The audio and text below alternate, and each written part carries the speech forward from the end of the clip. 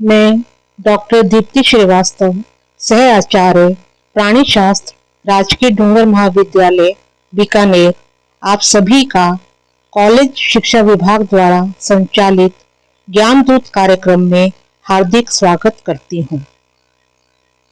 मेरे आज के व्याख्यान का विषय है class amphibia, general characters and classification. वर्ग एम्फीबिया, सामान्य लक्षण व वर्गीकरण। यह व्याख्यान यूजी व पीजी में पढ़ने वाले विद्यार्थियों के लिए अवश्य ही ज्ञानवर्धक रहेगा। सबसे पहले इंट्रोडक्शन। फाइलम कॉर्डेटा सब फाइलम वर्टिब्रेटा के अंतर्गत उभयचर प्राणियों को क्लास एम्फीबिया में रखा जाता है। जैसा कि हम जानते हैं, प्राणियों के जातिवृत्तीय इतिहास की सबसे बड़ी घटना जलीय से स्थलीय जीवन पद्धति की ओर संक्रमण था और उभयचर इस परिवर्तन की चेष्टा करने वाले प्रथम जंतु थे, परंतु वे पूर्णतः स्थल अनुकूलित नहीं है और जलीय व स्थलीय पर्यावरणों के मध्य मंडराते रहते हैं। क्लास एम्फीबिया, यह नाम भी इन प्राणियों के दोहरे जीवन का घोतक है। ग्रीक वर्ड एम्फी, जिसका अर्थ होता है ड्यूअल, दोहरा या द्विक, तथा बायोस, जिसका अर्थ है लाइफ या जीवन। संरचना की दृष्टि से उभयचर एक और मछलियों तथा दूसरी ओर सरीसृपों के बीच में है। एम्फीबियंस असमतापी कशेरुकी हैं। पैलियोजोइक ईरा के डिवोनियन पीरियड में फिशिस से इनका उद्भव हुआ था। कार्बोनिफेरस पीरियड में इनकी संख्या में वृद्धि हुई थी, इसलिए इस काल को एज ऑफ एम्फीबियंस कहा जाता है। According to Romer, dipnoi fishes are the uncles of amphibians, and according to Newman, dipnoi and amphibians had same grandfather. ये दोनों मत यह बताते हैं कि डिप्नोई फिशेस और एम्फीबियंस के पूर्वजों में आपस में बहुत समानता थी और ये दोनों आपस में घनिष्ठ संबंध रखते हैं। General characters of amphibia. Amphibians या उभयचर प्राणी स्थल और जल दोनों में रहते हैं। ये असमतापी प्राणी होते हैं। इनका शरीर हेड तथा ट्रंक में डिवाइडेड होता है। इनमें पूंछ उपस्थित हो सकती है या नहीं भी हो सकती। इनकी त्वचा में स्केल्स नहीं होते। इनकी त्वचा में म्यूकस ग्लैंड्स उपस्थित होती हैं, जो कि इनको नम बनाए रखती हैं। बाह्य कर्ण अनुपस्थित होता है। इनमें श्वसन लंग्स, गिल्स तथा बक्कोफेरिंजियल कैविटी द्वारा होता है। इनमें हार्ट 3 चैम्बर्ड होता है। इनमें आरबीसीज बाइकॉन्वेक्स तथा न्यूक्लिएटेड होती हैं। बोनी एंडोस्केलेटन पाया जाता है। इनमें सामान्यतः लार्वा एक्वेटिक होता है, जो कि एमोनोटिलिक होता है, अर्थात मुख्य उत्सर्जी पदार्थ अमोनिया है, तथा इनके एडल्ट टेरिस्ट्रल होते हैं, जो कि यूरियोटिलिक होते हैं। इनमें एलिमेंट्री कैनाल, एक्सक्रीटरी तथा यूरिनोजेनाइटल ट्रैक्ट, ये सब क्लोएका के थ्रू बाहर खुलते हैं। ये सामान्यतः अंडप्रजक ओविपेरस होते हैं। कई एम्फीबियंस के नर में पेरेंटल केयर का लक्षण होता है। इनमें परिवर्धन में लार्वा अवस्था पाई जाती है।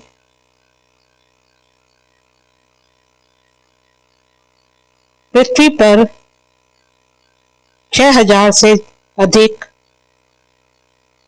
उभयचरों की विभिन्न जातियां पाई जाती हैं, लेकिन इनमें से 90% जातियां फ्रॉग्स या मेंढकों की होती हैं। इन सभी जातियों में जीवित एम्फीबिया की केवल 2500 जातियां हैं। क्लासिफिकेशन या वर्गीकरण। आजकल का सामान्यतः सर्वाधिक मान्य वर्गीकरण जी किंग्सले नोबल द्वारा 1924 में दिया गया था। उनके अनुसार क्लास एम्फीबिया को 2 सब क्लासेस में वर्गीकृत किया जाता है। पहली क्लास है स्टेगोसिफेलिया। इस सब क्लास में विलुप्त या एक्सटिंक्ट एम्फीबियंस आते हैं, तथा दूसरी सब क्लास है लिस एम्फीबिया। इसके अंतर्गत सभी जीवित उभयचर आते हैं। सब क्लास स्टेगोसिफेलिया एक्सटिंक्ट स्पीसीज हैं। पेंटाडेक्टाइल लिम्स होते हैं तथा इनमें स्किन में स्केल्स तथा बोनी प्लेट्स पाई जाती हैं। सब क्लास स्टेगोसिफेलिया में 3 ऑर्डर्स आते हैं। ऑर्डर लेबिंथोडोंटिया, ये प्रिमिटिव एम्फीबियंस हैं। इनको स्टेम एम्फीबिया भी कहा जाता है। इनमें क्रॉसोप्टेरिजन पूर्वजों के समान वलित डेंटाइन वाले बड़े दांत उपस्थित होते थे। उदाहरण इरियोप्स। यहाँ पर हम इरियोप्स का जीवाश्म देख रहे हैं। दूसरा ऑर्डर है फाइलोस्पोंडाइली, small salamander like notochord and spinal cord housed in common cavity. Example Brachiosaurus, जो कि एक्सटिंक्ट प्राणी है। ये छोटे सैलामेंडर लाइक एम्फीबियंस थे। इनमें नोटोकॉर्ड और स्पाइनल कॉर्ड एक कॉमन कैविटी के अंदर उपस्थित होते थे। ऑर्डर लेपोस्पोंडाइली, ये छोटे ईल लाइक होते थे। इनकी कशेरुकाएं एक पीस की बनी होती थी। इनमें न्यूरल आर्च तथा सेंट्रम सतत या अभिन्न होते थे। उदाहरण डिप्लोकेवलस। ये ब्रैंकियोसोरस है, जो कि छोटे सैलामेंडर के समान है। इसका ये जीवाश्म हम देख रहे हैं। इनमें बड़ा सिर तथा चपटा सिर होता था। ये छोटे ईल के समान उभयचर है, डिप्लोकेवलस। दूसरी सब क्लास है लिस एम्फीबिया। इस सब क्लास के अंतर्गत सभी लिविंग या जीवित एम्फीबियंस आते हैं। ये मॉडर्न एम्फीबिया हैं। इनमें स्केल्स एब्सेंट होते हैं। इनमें टीथ छोटे तथा सरल प्रकार के होते हैं। सब क्लास लिस एम्फीबिया के अंतर्गत 3 ऑर्डर्स आते हैं। पहला ऑर्डर एपोडा या जिम्नोसियोना। ग्रीक वर्ड ए का मतलब विदाउट तथा पॉडस जिसका अर्थ होता है फुट। इसी तरह से जिम्नोस जिसका अर्थ होता है नेक्ड तथा ऑफियोनरस जिसका मतलब होता है सरपेंट लाइक या सर्प समान। तो ऐसे एम्फीबियंस जिनमें पाद नहीं होते तथा जिनमें स्केल्स नहीं होते, जो नग्न होते हैं, यानी कि स्केल्स के बिना जो सर्प लाइक एम्फीबियंस हैं, उनको इस ऑर्डर के अंतर्गत रखा जाता है। इन एम्फीबियंस में पाद नहीं होते और न ही कोई गडिल्स होती हैं। ये ब्लाइंड एनिमल्स हैं, दृष्टिविहीन एनिमल्स हैं, अंधे कृमि हैं। कुछ एम्फीबियंस में डर्मल स्केल्स त्वचा के अंदर धसे रहते हैं।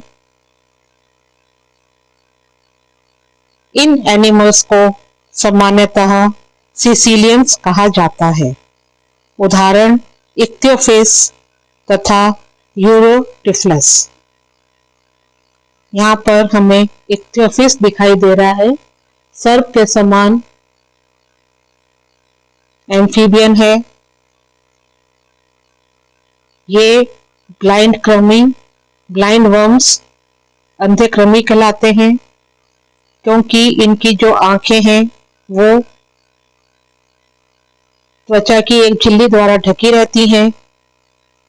इनमें किसी तरह के कोई पाद नहीं दिखाई दे रहे, इसलिए ये एपोडा ऑर्डर के अंतर्गत आता है। दूसरा ऑर्डर है यूरोडेला या कॉर्डेटा। ग्रीक वर्ड यूरो का अर्थ होता है टेल तथा डिलोस का मतलब विजिबल या दृश्य तथा लैटिन वर्ड कॉडा जिसका भी अर्थ है टेल। तो ऐसे एम्फीबियंस जिनमें टेल हो उनको ऑर्डर यूरोडेला या कॉर्डेटा में रखा जाता है। लिजार्ड लाइक एम्फीबियंस होते हैं जिनमें स्पष्ट पूंछ उपस्थित होती है। इनमें सामान्यतः 2 जोड़ी पाद उपस्थित होते हैं। त्वचा में स्केल्स नहीं होते। इस ऑर्डर को फिर 5 सब ऑर्डर्स में डिवाइडेड किया जाता है, जिनके नाम हैं क्रिप्टोब्रैंकियोइडिया, एम्बाइस्टोमेटोइडिया, सैलामेंड्रोइडिया, प्रोटेइडी तथा मिएंटिस। उदाहरण है एम्बाइस्टोमा, सायरन, सैलामेंडर आदि। यहाँ पर हमें सैलामेंडर दिखाई दे रहा है। इस एनिमल में हमें स्पष्ट 2 जोड़ी पाद दिखाई दे रहे हैं तथा स्पष्ट टेल प्रेजेंट है। नेक्स्ट ऑर्डर है ऑर्डर एम्यूरा या सेलिएंटिया। ग्रीक वर्ड एन का मतलब विदाउट और एयूरा मीन्स टेल तथा लैटिन वर्ड सेलिएंट का मतलब लीपिंग। तो ऐसे एनिमल्स जिनमें टेल नहीं होती तथा जो लीप करते हैं या जो छलांग लगाते हैं, ऐसे एनिमल्स को, ऐसे एम्फीबियंस को ऑर्डर एम्यूरा या सेलेंटिया में रखा जाता है। इन एम्फीबियंस के एडल्ट में टेल अनुपस्थित होती है। आईलिड्स और टिम्पेनम या दृष्टिपटल कर्णपटल उपस्थित होता है। स्किन स्केल लेस होती है, जिनमें स्केल्स नहीं होते तथा लूज या ढीली होती है। इस ऑर्डर को फिर 5 सब ऑर्डर्स में डिवाइड किया जाता है। ये ऑर्डर्स हैं एम्फीसीला, ओपिस्थोसीला, एनोमोसिला, प्रोसिला तथा डिप्लेसिसिला। उदाहरण frog and toad. Frog and toad दोनों मेंढक ही हैं, लेकिन दोनों में क्या अंतर है? Difference between frogs and toads. Frogs में त्वचा स्मूथ होती है, इनमें लंबी टांगे पाई जाती हैं, ये छलांग लगाने वाले एनिमल्स होते हैं तथा ये गुच्छों में अंडे देते हैं। इसके विपरीत टोड्स की जो स्किन है, त्वचा है, वो मस्सेदार होती है, इनकी टांगे छोटी होती हैं। छोटी टांगे होने के कारण ये सल पर रेंगने या चलने, धीरे धीरे चलने का काम करते हैं या धीरे धीरे चलते हैं तथा ये लड़ियों के रूप में अंडे देते हैं।